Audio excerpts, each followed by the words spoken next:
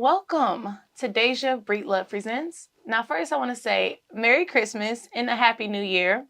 Now, for those of you that are new to the show, every week I like to touch base on inspirational topics with inspirational guests who can help make your life a better one. So, my guest today is a business owner, and she is a licensed professional who has over a decade in the financial industry. So, let's meet her today and hear all about her journey to success. Dr. Danielle. Hi. Hi. Thank you for joining us today. Sure. Yeah, so after our first talk, it was so inspiring. I could not wait to get you on the show. So Well, thank you. Yes. Thank you for having me. Thank you for coming. And thank you for wearing red. You look great. Thank you so much. Yes, happy holidays. You too. So before we get into everything about you and your journey to success in the financial industry, first I want to say happy holidays. What's on Dr. Danielle's Christmas list this year? Oh, wow. Well, the first thing is a 6-pack, but not a pack of beer. No, actually on my holidays, it's so funny because people ask that every year, like they go, what do you want for Christmas, right? What do you want for Christmas? And it's very hard for me because I'm a giver. Yeah. So it's very hard for me to say I want this or this is what I want on my list. So, I just leave it up to what they want to give and bless me with. But I'm a big, big giver. So I really don't have anything on my list other than, happiness for everyone, health and prosperity. And that's it. That's really nice. So what about New Year's resolutions for 2024? Do you have anything that you are working on or that you want to change from this year that you learned? You know what? Here's what I realized. In my past years, I would make up New Year's resolutions and because it was the thing to do, right? But for me now, it's not about a New Year's resolution. It's like I'd like to take that time to reflect and look at what worked, what didn't work, what do I need to do to improve, self-development. So for me, it's a reflection. And I love doing vision boards. I think they are so powerful. I love doing vision boards. And so my family, we sit and we create vision boards. And it's a lot of fun because I can get my kids and my husband to literally cut things out. It's the only time I see them being crafty. And we're all excited. We have our vision boards up in our room and everything. So it's really a reflection. And then creating vision boards, right? And those vision boards, so you can visually see it, daily and strive towards those things. So that's what I look forward to, in the New Year's. Yeah, that's great. I personally also love vision boards because, again, it gives you something to not only stay motivated, but just to look at and remind yourself, okay, this is what I see. And I feel like when you look at that vision and create that vision in your mind, you actually create it in reality. Not actually, but you actually do, So that's amazing. Okay, so enough about the holidays. Let's get into you and your career. Now, first, you go by the name of Dr. Danielle. Tell us where that title came from and how it came about. Yeah, so actually I have my doctorate degree from Pepperdine University many years ago, and my doctorate is in leadership. And so once I received that degree, the title stuck. So people started calling me Doc, Dr. D, Dr. Danielle, and it just really, stuck. And so that has just been and it was part of, my Instagram and everything else. So that's kind of been now my branding, just because, people just started, incorporating that with my name. So that's where it came from. Wow. So have you ever actually worked in a medical field? I've not worked in a medical field. So my doctorate is in leadership. Nice. So my background, actually, I worked as a college administrator and a counselor. Wow. So my background is actually in counseling and doing personal counseling with individuals for many, many years. I did that before I came into the financial industry. That's amazing. Okay, so you are also a licensed financial professional. Now, for those who are not familiar with what a financial professional is, could you explain that to them? Yeah, sure. So financial professional is someone who is a licensed financial professional. Let me start with this. There's a lot of people out there that call themselves, the financial gentleman or financial coach or financial guru. Most of those people are not licensed professionals, right?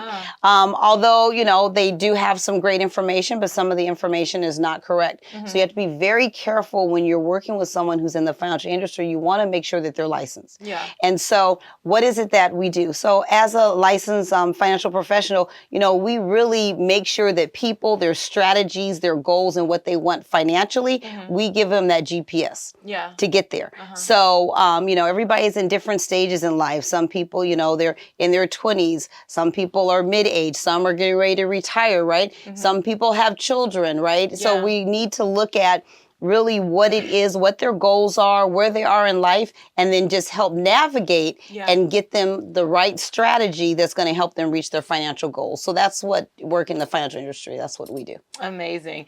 So would you say a financial professional and a financial advisor is kind of the same thing?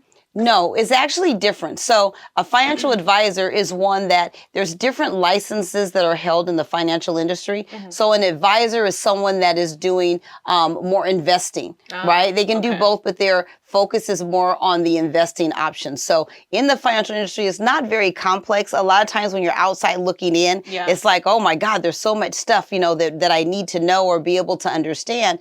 But again, there's investments, there's different things that you can do in the financial industry. Some of them aren't investments at all. So you don't have to do things that are risky as well. So there's different levels and different types of strategies.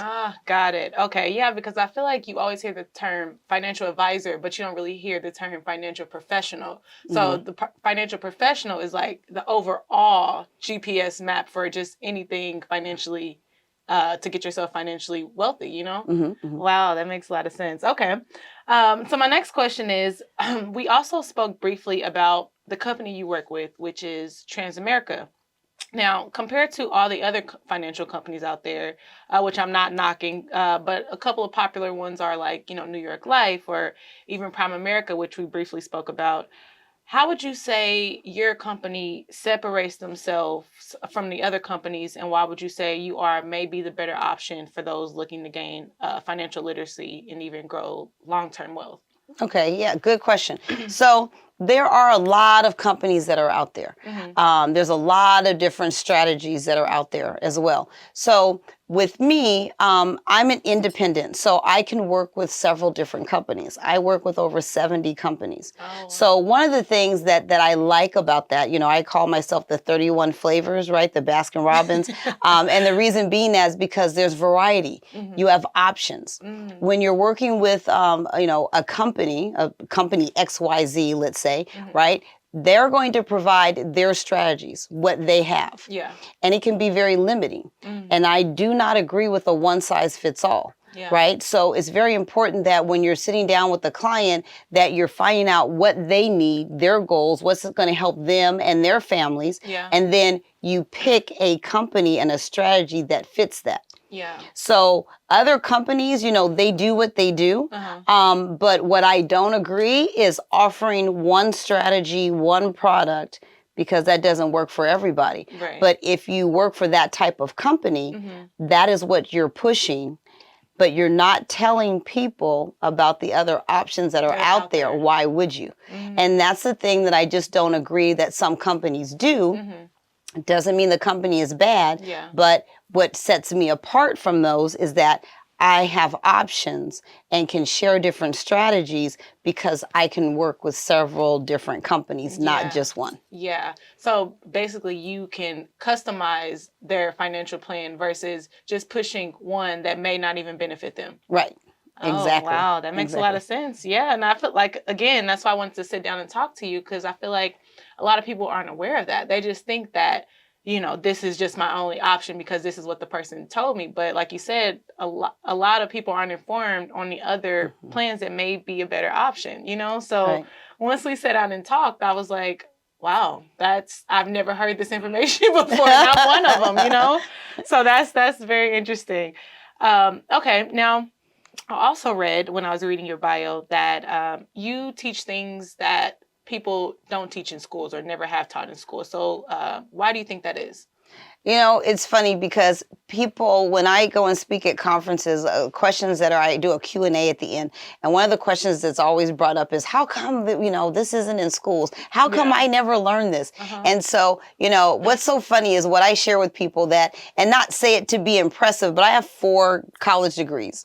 And I was never taught about finances. And I took finance classes. I took, a lot of people say econ, accounting, even though that's not financial literacy. But that's the closest that we get to that. And having that understanding that, I always tell people, I ask them, I pose a question back to them, why do you think it's not taught in schools? And people go, there's a conspiracy. The government doesn't want us to know this stuff. Well, there's a lot of different reasons as we can say why.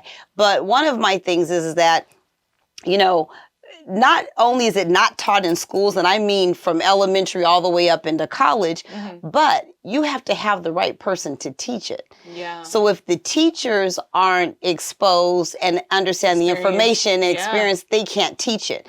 What frustrates me with my kids is that I have a son and a daughter. My son's 22, my daughter's 20. And when they were in school, they said, oh, Mom, we're going to learn about financial literacy. I go, oh, great. Who's coming? And it's banks. Banks will go into schools, and I'm talking about, high school and K through 12, and they'll go into schools and they're saying they're doing financial literacy, and they're not. They're talking about banks. They're talking about, opening up an account, and that's not financial literacy. And so one of the things that, I was laughing when my kids were telling me, but I was glad they were getting exposed, and they're understanding how banks work. But at the end of the day, that's not financial literacy. And so people need to understand what is financial literacy. It's really understanding how money works, understanding your options, understanding compound interest, understanding there's 3 different areas where your money can be taxed. There's only 3 different investment options. People are like, that's it? There's 3? So those are the things that people need to know, because now that you're educated, you can make a better decision and letting someone else make the decision for you. You're educated, and now you can have that conversation. So, I don't know if it's ever going to be taught in schools or being taught in schools correctly. So, that's why it's really important that I'm out there sharing this with the world, getting people so they can understand and learn it. Exactly. And thank you again for informing us on that. But like you said, I think it goes back to the teacher. The teacher also not only is an experience, but they were never exposed to the other options out there, And I feel like once you become an adult, because even with like parents, it's like we're taught to, our parents are heroes, or like our teachers are heroes. But then it's like when you become an adult, you see these are people still trying to figure it out also. And they're not, some people just don't know, So thank you again for coming and just, sharing what you have learned from from financial literacy, and just putting the information out there that a lot of people have never heard before, But the options are available. So if you want to learn, hey, Dr. Danielle, she is your girl. Okay, so my next question. You are also a presenter for a couple of large conferences such as Hulu, Pod TV, and a few others. Tell us what your first experience was like as a speaker. Were you nervous because it was like, wow, I'm really an inspiration, or was it I made it moment, or was it like a reward because you're changing people's lives with the information that you're giving them? Good question. So of course, the first time it was, oh my gosh, I'm nervous. Like I'm on stage, and I thought like, oh, I've made it because I didn't have a mic. Like they actually hooked me up, and I thought, when you have the mic that goes around your ear and you're walking on stage with a cordless mic, you've made it, right? But it was awesome. It was an amazing experience. Literally, it was like it was yesterday. I remember it. I remember going out in the crowd, and there was over 1,000 people there, and I'm like, they're all coming to like learn, And so the first couple of words that came out, of course, I was a little nervous, and then I just got into it. And the reason being is because I love what I do. I really love what I do. And I feel like you're a natural speaker. Like, thank you. Thank you. Thank you. And you just started flowing, and I'm walking back and forth across the stage, and it was like, I was sharing the information I was sharing because I'm passionate about what I did, what I do, and what I did at that moment. There was no nervousness anymore.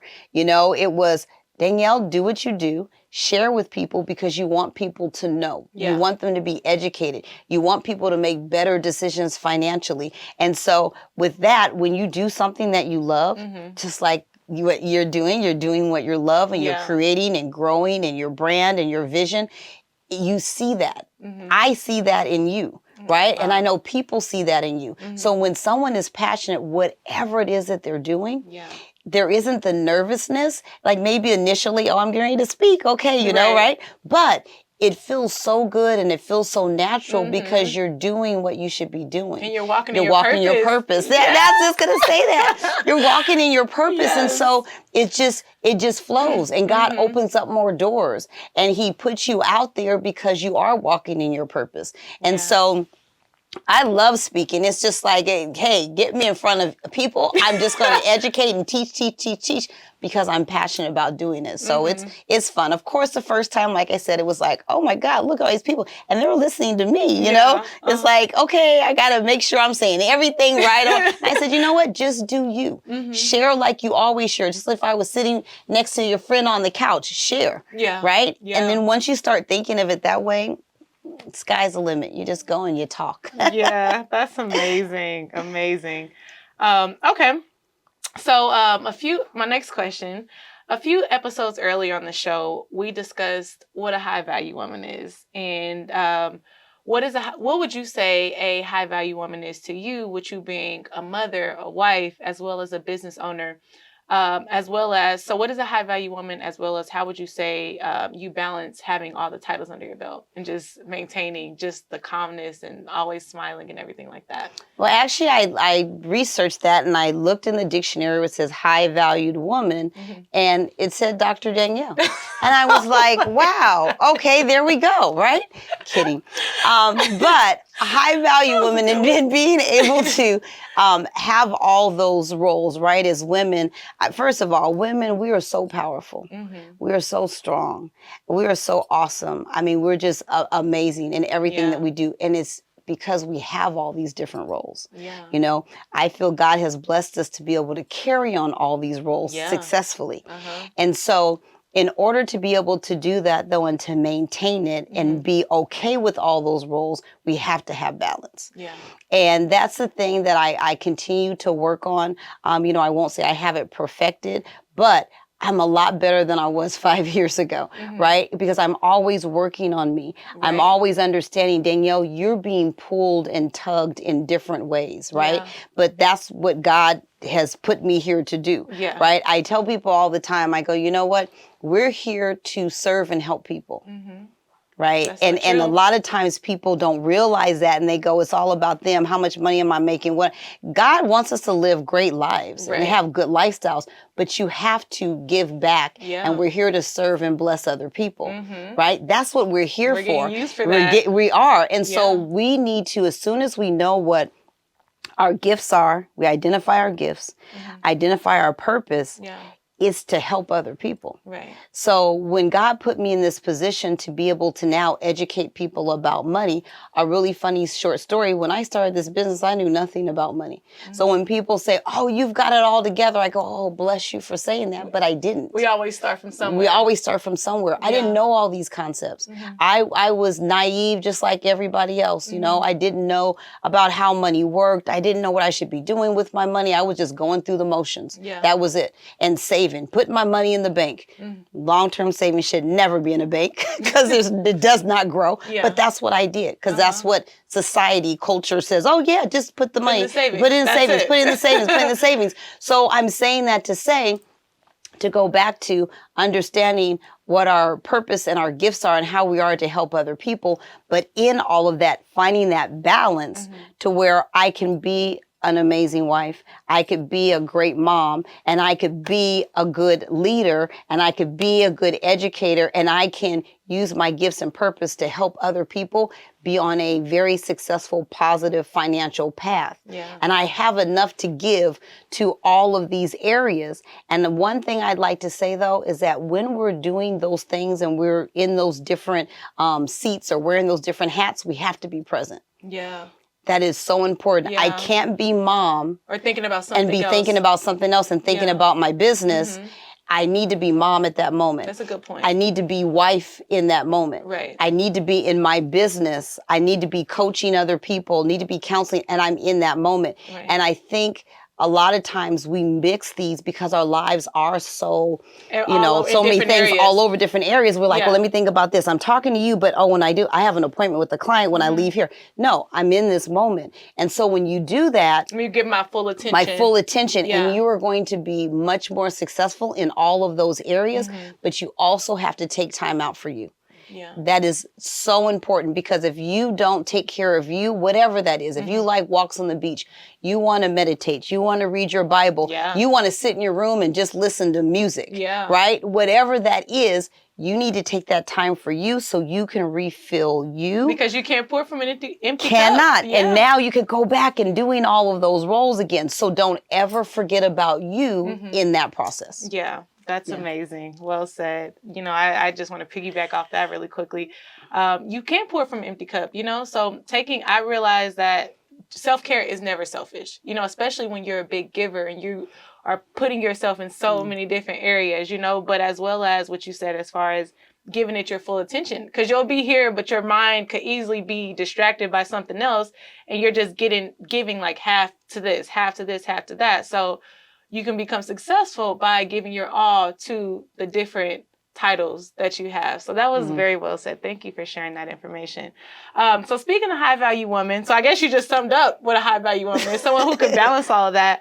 But I brought you in honor of holiday season and with you being a high value woman, a new candle that I just launched from the It Factor Global Collection. It's called Divine Feminine. Oh, thank you. Yeah, so you guys could check that out. I want to share this with you. I'll let you open it up. Oh, thank smell you. it, check it out. But basically it represents angelic energy in a woman who is soft, nurturing, intuitive, inspiring. And I feel like you are all of those things. So I wanted to gift you with that. Oh, it smells so good. Thank you. Yes, it has pink sugar, amber, and a hint of sapphire in it. So that's guaranteed to raise the vibrations whenever you light it. So I want you to enjoy. Thank you. Yes. Mwah. This is beautiful. Oh, thank you so much. I appreciate it. For sure. And it also includes a little note card in there that tells you what Divine Feminine means and shares that information. A little thank you card for being you. And, it girl. She's definitely it girl. Yes. Everyone needs this candle. Smells amazing. Yes, definitely. So yeah, definitely check that out. But yeah, I want to share that with you. Now, as we kind of wrap those up, as we kind of wrap the interview up, for those who do want to get started, whether that's working with you directly, your company, or even just attending one of your informative seminars, how would they get started? Yeah, so one of the things that I'll mention briefly is that, yes, providing the financial education and teaching people is where my passion is. But my other passion is actually mentoring and coaching young women, right? Men too. I don't leave the men out. And teaching them to be strong leaders in their communities and come into the financial industry. I always look at it as, there's me. Right. But I want a bunch of me's to be out there to educate and to teach people and in their communities, in their states and learning. The more of us that do this, then more people will be able to learn and literally our lives are going to be better financially. So there's that one portion of the teaching. Then there's that other portion of me mentoring and coaching people. A lot of people, after I speak at conferences, they come up and they go, how can I do what you do? Right. And I'm like, and that's impressive. I'm like, thank you so much. I take that as an honor. They want to do what I do. So I just share with them to come in the industry is really simple. It's a licensing process. And I tell people at the end of the day, you have to love to help people. Yeah. That's exactly. it. You have to love to help people. It's key. And so the thing is wanting to help people and teaching people about money, which is what I'm passionate about. I go, yes, let's go. So I have a conversation, let them know what all is involved. And it is not a very long process at all. Like I said, people think it's more complicated than what it is, but that's that side of the business where I coach and mentor. And here's the thing that's so cool, because we have Zoom. Yeah. I have people that are all over in different states, in different parts of the U.S., and it doesn't matter. You can work anywhere and do this as a business, and you're your own boss. So we teach women to be boss ladies, be their own entrepreneur, be in charge of their time. A lot of people want to work from home, right? They have kids, or they just want to be at home. They don't want to do a 9 to 5. Right. And this business, literally, I always tell people this, if you Google this, you ask what industry has the most millionaires? It's the financial services industry. It is the highest paid industry, and people don't know it. Yeah. I didn't come in. I didn't know it. I didn't know when I came in the business. I came in because I wanted to help people. Yeah. So then when I found that, I said, God, double blessing. What? I didn't even know that. I had no idea. Wow. So it's just a way for you to empower yourself. You learn yourself about money, but now you're empowering and teaching other people to change their lives, because now they're building wealth. So their lives and their families, we got to break that. The generational not having money, leaving legacies behind, right? So that's it. I mean, I'll give my information later on at the end, but just contact me. We can have a conversation. If it's something that you want to do, I will coach and mentor you. Amazing. Nice. Okay. So my last question is, if you could leave any future entrepreneurs or people looking to gain, financial knowledge, or even work in the financial industry, or just any future entrepreneurs, what would you say?